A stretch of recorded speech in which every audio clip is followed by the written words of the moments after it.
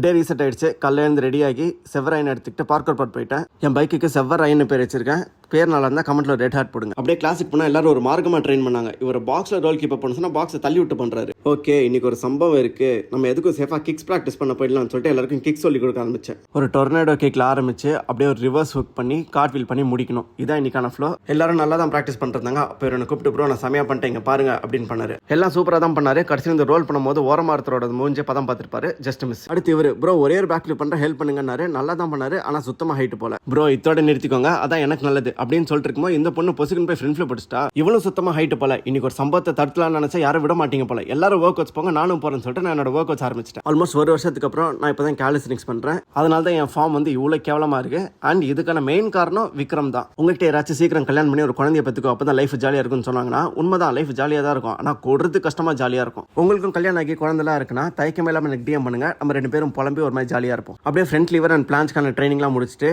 வீட்டுக்கு போனா நம்ம ஹீரோ சார் வந்து தூங்கிட்டு இருந்தாரு. ஆஹா, இந்த அருமையான வாய்ப்பை தவற விட்டுறக்கூடாது, நம்மளே எப்படியா தூங்கிடலாம் அப்படின்னு போய் படுத்தேன். 2 நிமிஷம் கூட ஆகல, அதுக்குள்ள எழுந்துட்டான். இது ஒன்றும் நமக்கு பூசில. சரி வாடா நம்ம வெளில போய் ஏதாச்சும் பண்ணலாம் அப்படின்னு அவனை வெளில கூட்டு போனா சூப்பராக ஏணி ஏற ஆரம்பிச்சிட்டான். அண்ட் நிறைய பேர் எனக்கு மெசேஜ் அனுப்பிச்சு விக்ரமோட கிளைம்பிங் வீடியோ ஏன் போட மாட்டீங்கன்னு கேட்குறீங்க. ஏன்னா அவன் பண்ண மாட்டேங்கிறான், நான் என்ன பண்ணுறது. ஆனால் கவலைப்படாதீங்க, கூடிய சீக்கிரமே ஏதாவது ஒரு ட்ரிக்கை கண்டுபிடிச்சு அவனை ஏற வச்சிடறேன். அப்படியே ஈவினிங்காக கிளம்பி நாங்கள் ராணுவ மீட் பண்ண போயிட்டோம். அங்கே போய் அவங்க கூட ஜாலியாக டைம் ஸ்பெண்ட் பண்ணி விளையாடணும். ஸோ அவ்வளோதான் கைஸ். டே ஒரு மாதிரி கொளர ஆரம்பிச்சாலும் நல்ல ஜாலியாக தான் முடிஞ்சு. ஸோ உங்களோட டேவும் ஒரு மாதிரி கொளர ஆரம்பிச்சா பரவாயில்ல, ஆனால் அதை என் பண்ணும்போது நல்லா ஃபன்னாக என் பண்ணுங்க. நம்ம நாளைக்கு பார்ப்போம்.